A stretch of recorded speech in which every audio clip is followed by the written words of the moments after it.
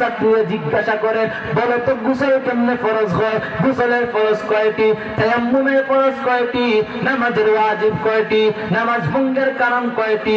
রোজা ভঙ্গের কারণ কয়টি? বলতে পারবে? দেখবেন একটু পরীক্ষা করে। মাদ্রাসার একটা ছোট্ট একটা বাচ্চারে জিজ্ঞাসা করবেন যে অজুর ফরজ কয়টি, অজুভঙ্গের কারণ কয়টি? স্কুলের একটা ছাত্রের জিজ্ঞাসা করে দেখবেন যে গোসলের ফরজ কয়টি, তায়াম্মুমের ফরজ কয়টি, প্রমাণ পেয়ে যাবেন।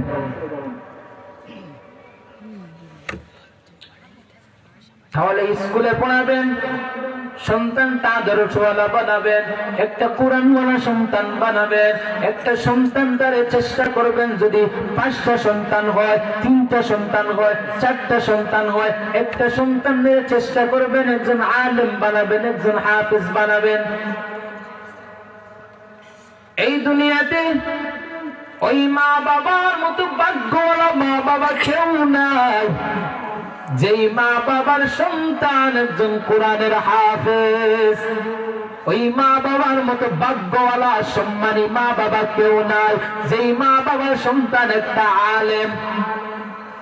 ওই মা বাবার মতো দামি মা বাবার কেউ নাই, যেই মা বাবার পিছনে সন্তানের পিছনে দাঁড়াইয়া হাজার মানুষ। ওই রমজান মাসে দেখবেন ছোট্ট 10 বছরের 15 বছরের একটা হাফিজের পিছনে হাজার মানুষ তারা দিন নামাজ পড়ার জন্য পাগল, ঠিক নেই? ওই মা বাবার মতো ভাগ্যওয়ালা মা বাবা কেউ নাই, যেই মা বাবার সন্তান একজন কোরআনের হাফেজ, যেই মা বাবার সন্তানের পিছনে মানুষ দাঁড়াইয়া নামাজ পড়ে। ওই মা বাবার মতো ভাগ্যওয়ালা মা বাবার কেউ নাই, যেই মা বাবার কাছে মানুষ দুয়ার জন্য যায়, পানি পড়া নেয়, তেল পড়া নেয়, ওই রকম মার মতো সম্মানওয়ালা মা বাবার কেউ নাই।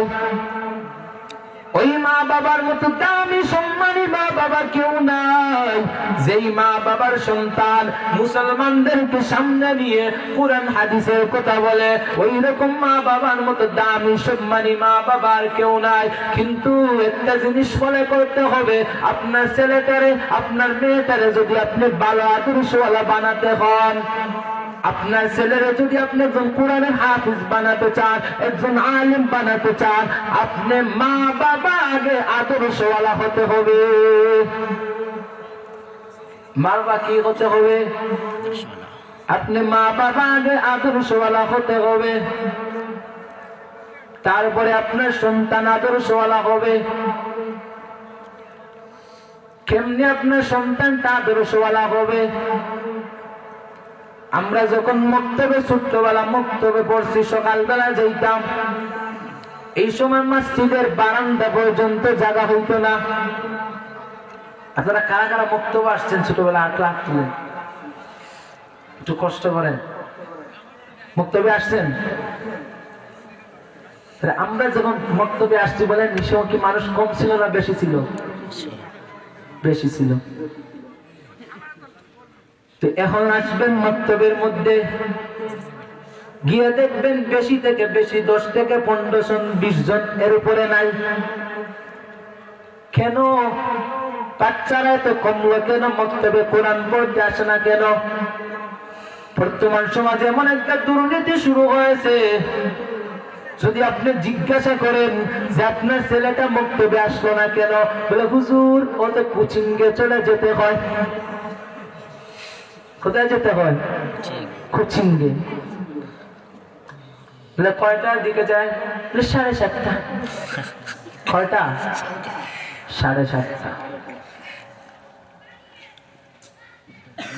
এরে নবীর উম্মতের দল, আপনার সন্তানটারে আপনি কোরআন পড়াইলেন না, আপনার সন্তানটারে আপনি নামাজ কেমনে পড়তে হয়, কেমনে রোজা রাখতে হয়, কেমনে পর্দা করতে হয়, কেমনে হালাল খাইতে হয়, এই আদর্শগুলো আপনি মক্তবে শিখাইলেন না, মাদ্রাসায়ও দিলেন না।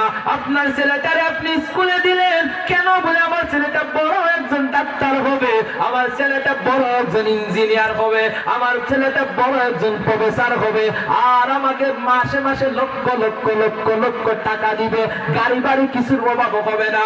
যেই মা বাবা ওই রকম চিন্তা ভাবনা করেন, একটু খেয়াল করে শুনবেন, দেখবেন দুনিয়াতে হয়তো আপনার সন্তান আপনাকে শান্তি মতো চালাইতে পারবে, আপনার কথা অনুযায়ী চলবে, কিন্তু কিয়ামতের ময়দানে আপনার বাবা নামাজ পড়েছে, আপনার ছেলেটারে আপনি নামাজ শিক্ষা দেন নাই, আপনি বাবায় কোরআন পড়েছেন, আপনার ছেলেটারে আপনি কোরআন শিক্ষা দেন নাই। কিয়ামতের ময়দান যখন কায়েম হয়ে যাবে, কিয়ামতের ময়দানে ওই মাতা পিতা নেক আমল করার কারণে জান্নাতের ফয়সালা হয়ে যাবে।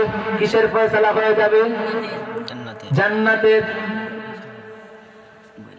এমন সময় ওই মা বাবার সন্তান, যেই সন্তান তার মক্তবে পাঠায় না, মাদ্রাসায় কোরআন পড়ায় না, নামাজের ফরজ নামাজ কেমনে পড়তে হয়, রোজা কেমনে রাখতে হয়, এই শিক্ষাটা দেয় না। কারণ বাচ্চার নামাজ কি এটাই বুঝে না, কি নামাজ পড়বে, ঠিক না? অজু কেমনে করবে এটাই জানে না, কেমনে অজু করবে, কারণ আপনি মা বাবাই ওরে শিক্ষা দেনই না। কিয়ামতের ময়দানে যখন আল্লাহ ডিসিশন নিয়ে নিবেন যে মা বাবা জান্নাতে চলে যাও, তোমরা নেক আমল করে যে জান্নাতে চলে যাও, এমন সময় ওই সন্তানটাকে বলবে তুমি দুনিয়াতে নামাজ পড়ো না, তুমি জাহান্নামের মধ্যে চলে যাও, তুমি রোজা রাখতে পারো না, তুমি জাহান্নামের মধ্যে চলে যাও। ওই ছেলে বলবে আল্লাহ,